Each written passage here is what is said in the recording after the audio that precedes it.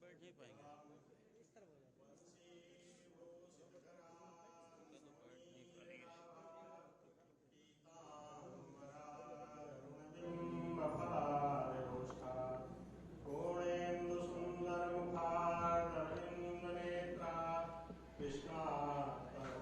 उनका तो बैठ नहीं पाएंगे। श्री कृष्ण गोविंद हरे मुरारी हे नाथ नारायण वासुदेव। आदरणीय अध्यक्ष महोदय जी, पूज्य श्री महाराज जी तथा उपस्थित श्रेष्ठ जन, शताब्दी वर्ष में प्रवेश कर चुका गीता प्रेस आज बड़े उल्लास के साथ गीता जयंती मना रहा है। इस अवसर पर जगत नियंता को नमन करते हुए गीता प्रेस के संस्थापक श्रद्धेय श्री जयदयाल जी गोयनका का स्मरण करता हूँ, जिनकी संघर्ष और शक्ति के कारण आज आध्यात्मिक ग्रंथों का और गीता जी का इतना प्रचार प्रसार संभव हो पाया है। साथ में स्मरण करता हूँ कल्याण के आदि संपादक श्री भाई जी हनुमान प्रसाद जी गोगार का, जिनके द्वारा प्रारंभ किया हुआ कल्याण मासिक पत्र अपने 97वें वर्ष में प्रवेश कर चुका है। वर्तमान वर्ष जो कि 2023 में शुरू होगा, उस विशेषांक का नाम दैवी संपदा अंक के रूप में प्रकाशित होगा। और इस अवसर पर हमें जिनकी गोद में हम लोग खेले हुए हैं, स्वामी राम सुखदास जी महाराज का स्मरण आता है, जिनके तपस्या से और जिनके कारण से गीता प्रेस पुष्पित और फलित हुआ। हम स्वागत करते हैं यहाँ उपस्थित सभी जनप्रतिनिधियों का जो मंच के सम्मान। इसी क्रम में मैं स्वागत करता हूँ आज के कार्यक्रम के प्रोफेसर जे.पी. पांडे जी का, जो मदन मोहन मालवीय प्रौद्योगिकी विश्वविद्यालय के कुलपति हैं, जिन्होंने हमारे आग्रह को स्वीकार कर अध्यक्ष पद का गुरुतर भार संभालने की स्वीकृति दी है। मैं वंदन करता हूँ, अभिनंदन करता हूँ, स्वागत करता हूँ पूज्य श्री महाराज जी का, जिनकी प्रेरणा से शताब्दी वर्ष मनाया जा रहा है। इस वर्ष गीता जयंती दो कारणों से विशेष हो गई है। एक तो यह शताब्दी वर्ष की गीता जयंती है, दूसरा यह कि इस अवसर पर पूज्य श्री महाराज जी का आशीर्वाद मिलेगा। मैं पूज्य श्री महाराज जी को सादर प्रणाम करता हूँ। गोरक्ष पीठ का आशीर्वाद और मार्गदर्शन इस संस्था को बराबर मिलता रहा है, आगे भी मिलता रहेगा, ऐसा दृढ़ विश्वास है। इस अवसर पर मैं यह बताना आवश्यक समझता हूँ कि जिस ग्रंथ की आज जयंती है, जिसके प्रचार प्रसार के लिए इस प्रेस की स्थापना 1923 में हुई थी, गीता जी की अब तक गीता प्रेस से 16 करोड़ 55 लाख प्रतियां प्रकाशित हुई हैं। गीता प्रेस अपना 100वां बसंत देखने की तरफ अग्रसर है। इस 100 वर्ष के इतिहास में गीता प्रेस ने छपाई की ट्रेडल मशीन से यात्रा प्रारंभ की और आधुनिक वेब ऑफसेट मशीन से छपाई की यात्रा तक पहुंच चुका है। प्रिंटिंग और बाइंडिंग के लिए अनेक देशी विदेशी मशीनों का उपयोग हो रहा है। लगभग 1,45,000 वर्ग फीट में फैला प्रेस सुदूर भारत के कोने कोने में उनकी भाषा में सत साहित्य उपलब्ध करा रहा है। हम 15 भारतीय भाषाओं में, जिसमें तमिल, तेलुगु, कन्नड़, गुजराती, मराठी इत्यादि भाषाएं हैं, जिनमें पुस्तकों का प्रकाशन हो रहा है। पुस्तकों की संख्या देखी जाए तो 1800 से अधिक तरह की पुस्तकें प्रकाशन में हैं। रोज लगभग 60,000 से अधिक पुस्तकें गीता प्रेस निर्गत कर रहा है। गीता प्रेस अपनी 20 शाखाओं और लगभग 45 स्टेशन स्टॉलों के माध्यम से प्रचार में लगा हुआ है। पाठकों तक पुस्तकें पहुंचाने में लगभग 2500 से ज्यादा पुस्तक विक्रेता लगे हुए हैं।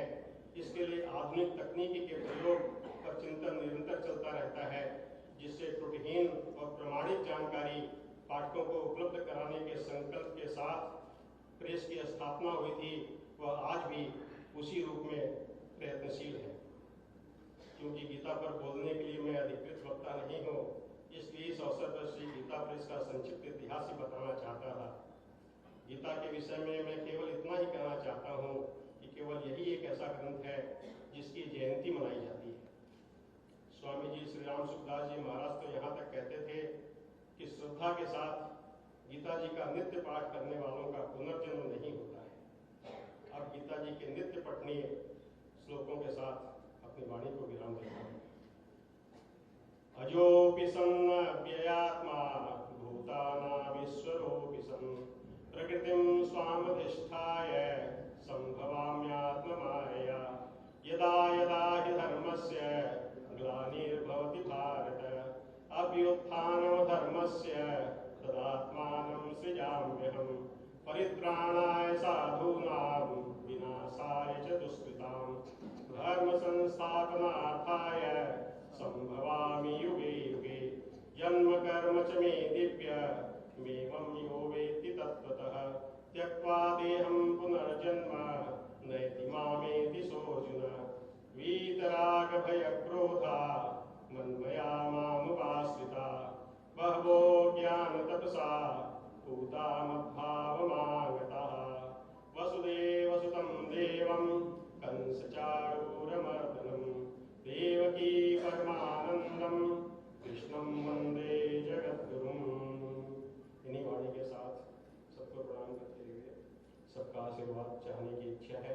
सभी के चरणों में सादर वंदन।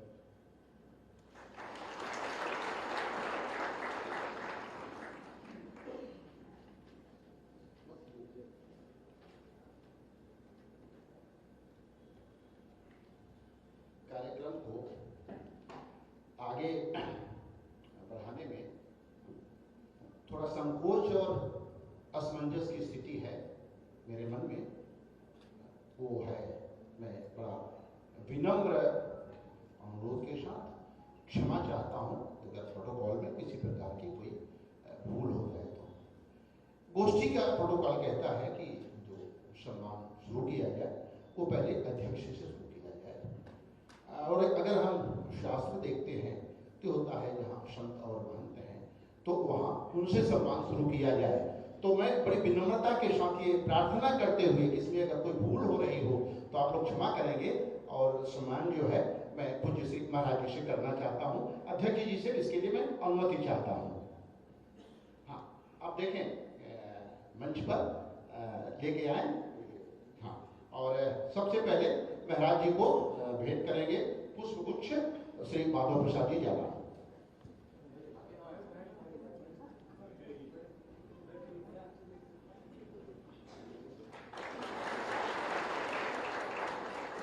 इसके बाद में अंगवस्त्र श्री देवी दयाल जी अग्रवाल।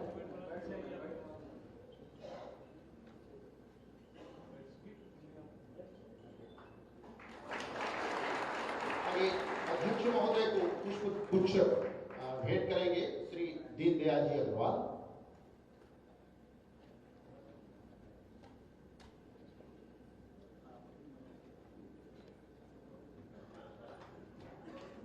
और उत्तरीय भेंट करेंगे गीता प्रेस के ट्रस्टी श्री ईश्वर प्रसाद जी पटवारी।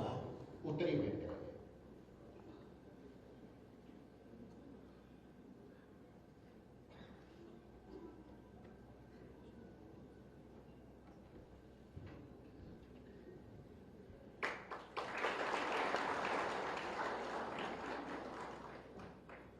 आप लोगों ने इसको स्वीकार किया, इसके लिए हम आभार व्यक्त करते हैं।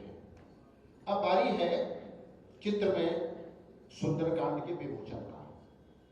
सचित्र श्री रामचरितमानस का विमोचन भी पूज्य श्री महाराज जी के करकमलों द्वारा हुआ था और दैव योग से चित्र में सुंदरकांड का विमोचन भी पूज्य श्री महाराज जी के द्वारा किया जा रहा है। पूज्य ले आया जाए, सुंदरकांड ले आया जाए और पूज्य श्री महाराज जी के विमोचन पर सभी को एक एक प्रतियां उपलब्ध कराई जाए।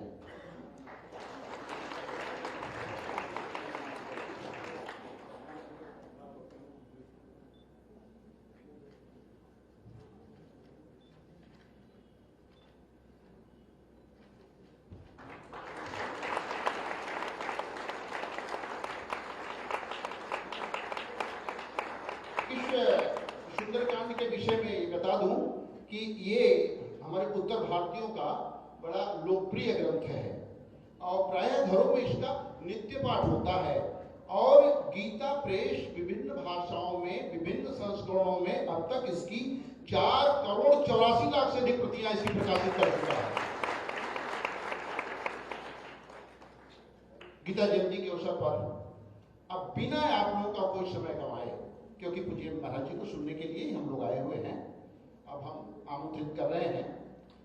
शरीर में कोई सुंदरता नहीं होती, सुंदर होते हैं व्यक्ति के कर्म, उसके विचार, उसकी वाणी, उसका व्यवहार, उसके संस्कार और उसका चरित्र। जिसके जीवन में ये सब है, उस व्यक्तित्व का नाम है योगी आदित्यनाथ, यशस्वी मुख्यमंत्री उत्तर प्रदेश। अभी हमारे गीता प्रेस के ट्रस्टी श्री देवी दयाल जी अग्रवाल ने 5 श्लोकों का पाठ किया, जिसमें यदा यदा ही धर्मस्य ग्लानिर्भवति भारत, ये 2 श्लोक ये हमारे जनमानस के कंठहार हैं। और एक बात मैं उसमें बता दूं कि भगवान कहते हैं जब इसकी बाढ़ आ जाती है, बाढ़ ही असुर अधम अभिमानी, जब ये बाढ़ आ जाती है तब भगवान अवतार लेते हैं, और जब थोड़े बहुत रहते हैं तो अपने प्रतिनिधि भेज देते हैं। अब हम महाराज जी से निवेदन कर रहा हूं कि महाराज जी आए और अपना आशीर्वाद दें।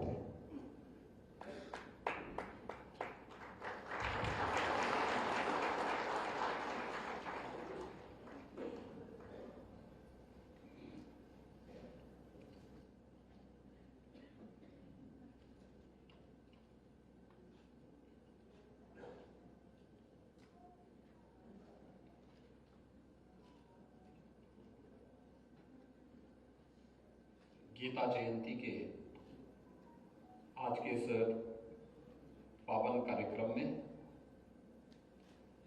मंच पर उपस्थित आज के इस समारोह के अध्यक्ष मदन मोहन मालवीय प्रौद्योगिकी विश्वविद्यालय गोरखपुर के कुलपति प्रोफेसर जयप्रकाश पांडे जी, गीता प्रेस के वरिष्ठ ट्रस्टी श्री बैजनाथ जी अग्रवाल, ट्रस्टी गीता प्रेस श्री कृष्ण कुमार खेमका जी, ट्रस्टी गीता प्रेस श्री मुरली मनोहर सराफ जी, आज के इस कार्यक्रम में उपस्थित जिनके श्रीमुख से कुछ ही देर के बाद आप सबको यहाँ पर कथा व्यास से पावन कथा को श्रवण करने का आनंद प्राप्त होगा। स्वामी नरहरिदास जी महाराज, महामंडलेश्वर और काशी से पधारे पूज्य सतवा बाबा महंत संतोष दास जी महाराज, कालीबाड़ी के मोहन जी का आनंद और उनकी कथा तो आप रोज ही सुनते हैं, श्री महंत रविंद्र दास जी महाराज, गीता प्रेस के सभी ट्रस्टीगण और आज के इस गीता जयंती कार्यक्रम में उपस्थित सभी उपस्थित महानुभाव, उपस्थित भाइयों बहनों, दुनिया के अंदर ग्रंथ तो अनेक रचे गए होंगे, लेकिन युद्ध क्षेत्र में और वह भी साक्षात भगवान के श्रीमुख से जो ग्रंथ रचा गया होगा वह वास्तव में देश, काल और परिस्थिति से ऊपर उठ करके किसी व्यक्ति, किसी जाति, किसी मत, किसी मजहब, किसी क्षेत्र, किसी भाषा का न होकर के इस संपूर्ण चराचर जगत के कल्याण का मार्ग प्रशस्त करेगा ही। और गीता जयंती का आज का एक कार्यक्रम इस बात को प्रदर्शित कर रहा है। आज ही के दिन मार्गशीर्ष शुक्ल पक्ष की एकादशी तिथि को कौरव और पांडवों की सेना जब आमने सामने खड़ी थी, उस समय भगवान के श्रीमुख से जो दिव्य वाणी निकली थी और दिव्य वाणी, यद्यपि ये मान्यता है कि अपनी अपनी प्रकृति के अनुरूप श्रीमद् भगवत गीता के मंत्रों को लोग अंगीकार करते हैं, उसका अर्थ निकालते हैं, उसके भाव को उस रूप में व्यक्त करते हैं। लेकिन वास्तव में अगर मानवीय जीवन की व्यवस्था को आप देखेंगे तो यह निष्काम कर्म की प्रेरणा देने वाला, व्यक्ति को अपने कर्तव्यों के प्रति आग्रही बनाने वाला एक पवित्र ग्रंथ है। सारी समस्याओं का समाधान तो इसी में हो जाता है जब हर व्यक्ति केवल अपने स्वयं के कर्तव्यों का निष्काम भाव के साथ काम करे। हमेशा द्वंद्व कब होता है? जब व्यक्ति स्वयं कार्य न करके दूसरों को प्रेरणा देने लगता है, जब कार्य जितना करता है उससे अधिक अपेक्षा करने लगता है, तो स्वाभाविक रूप से व्यक्ति ने जितना किया है उससे ज्यादा अपेक्षा करेगा तो किसी दूसरे के हक पर और डकैती डालने का काम करेगा ही करेगा। और इसीलिए भगवान ने अर्जुन के उस द्वंद्व को समाप्त करने के लिए कि जो तुम्हारा मोह है, जो तुम्हारे सामने दुविधा आई है और तुम्हारी गलतफहमी भी दूर हो जानी चाहिए कि तुम जो मानते हो कि तुम्हारे कारण से विजय मिलने वाली है या तुम्हारे कारण से कोई मारा जाने वाला है, ये तो वैसे ही मारे गए हैं भाई। तुम्हें अगर इस वह सब कुछ देखना है तो वह भी मैं तुम्हें दिखा देता हूं।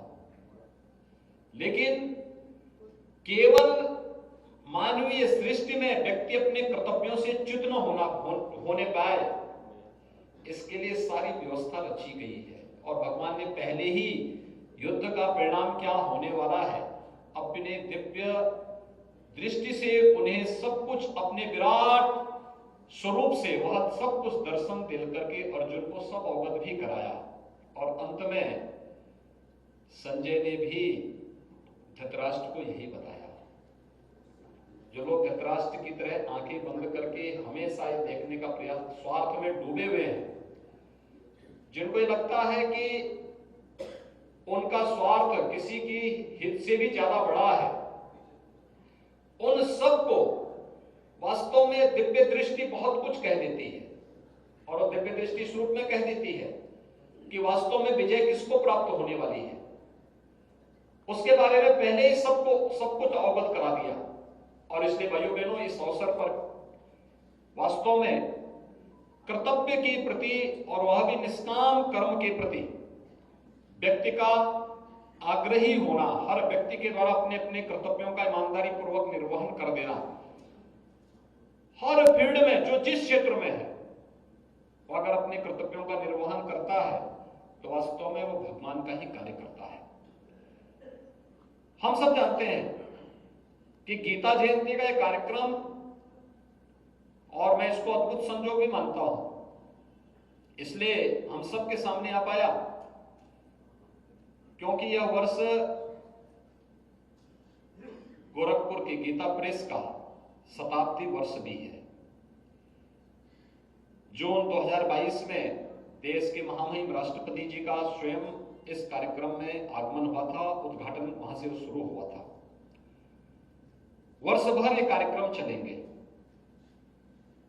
1923 में गोरखपुर में गीता प्रेस की स्थापना सेठ जी ने, श्री जयदयाल गोयनका जी ने यहां स्थापित की थी।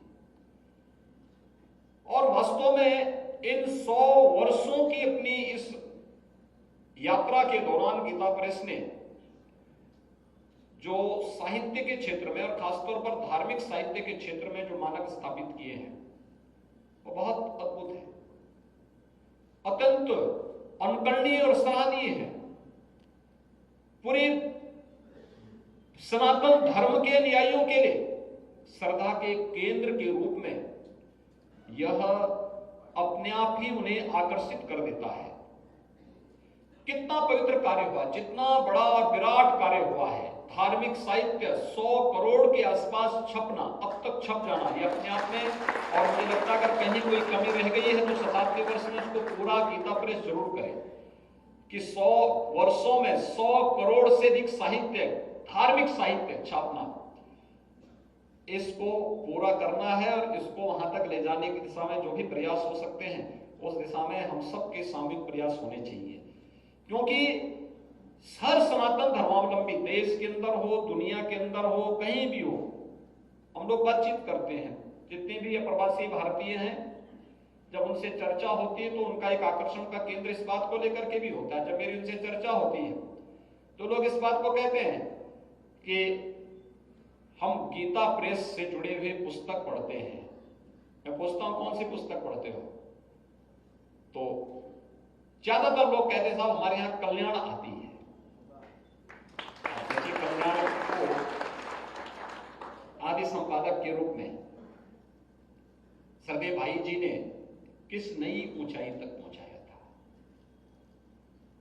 ये दिव्य पुरुष थे, मानवीय रूप में हम सबके सामने आए थे। अपनी अद्भुत लेखनी के माध्यम से उन्होंने कल्याण को जो नई ऊंचाइयां दी थी। घर घर में उस समय जब साधन नहीं थे तब कल्याण पहुंच गया था। संचार के साधन नहीं थे, डाक व्यवस्था के माध्यम से घर घर पहुंच गई।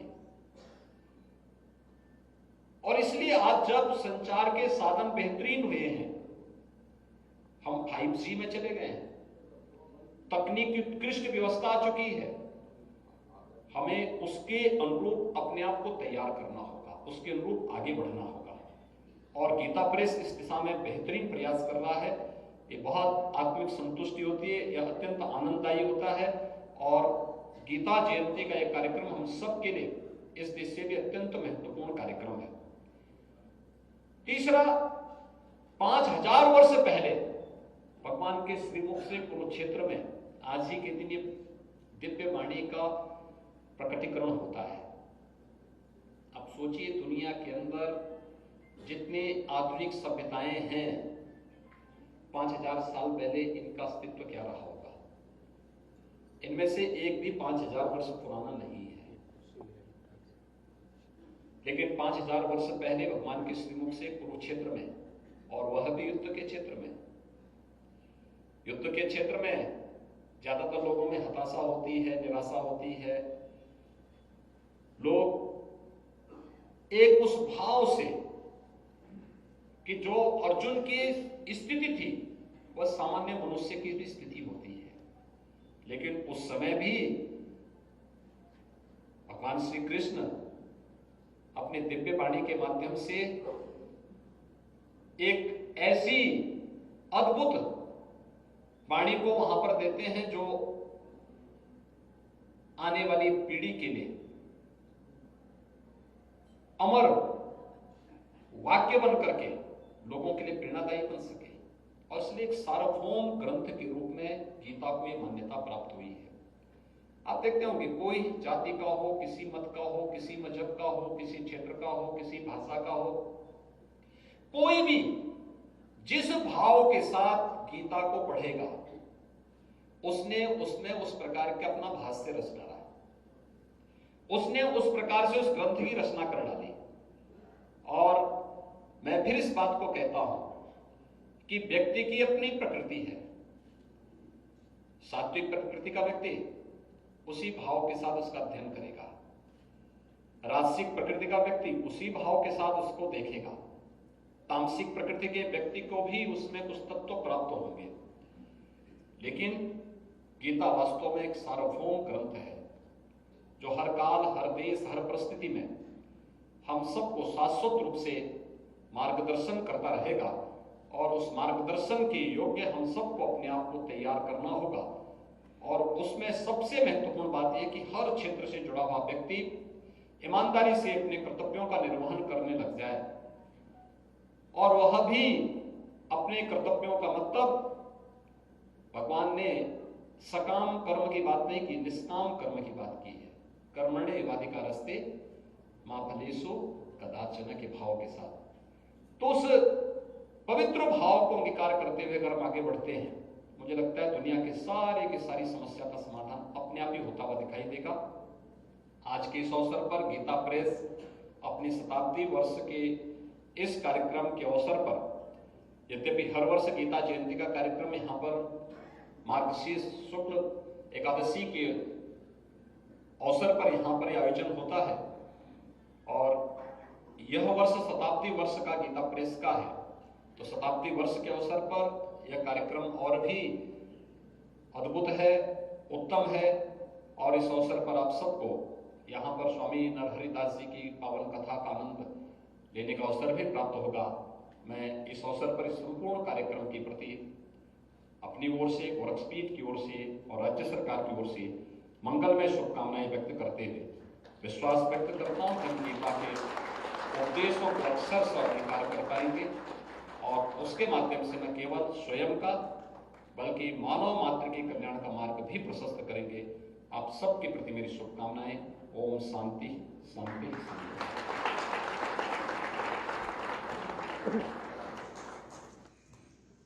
महाराज जी ने अभी कल्याण की चर्चा की। इस अवसर पर मैं दोबारा बता दूं कि कल्याण की अब तक 16 करोड़ 50 लाख से अधिक कृतियां पाठकों के यहाँ तक पहुंच गई हैं। पूज्य श्री महाराज जी ने शताब्दी वर्ष में 100 करोड़ पुस्तकें प्रकाशित करने का जो लक्ष्य दिया है, इतना मैं जरूर कह सकता हूं कि शताब्दी वर्ष में हम लोग 100 करोड़ रुपए की पुस्तकें उपलब्ध कराने का लक्ष्य रखा हूं, और जिसकी तरफ से हम लोग अग्रसर हैं। 100 करोड़ रुपए की पुस्तकें हम लोग उपलब्ध करा रहे हैं। अब माननीय अध्यक्ष महोदय से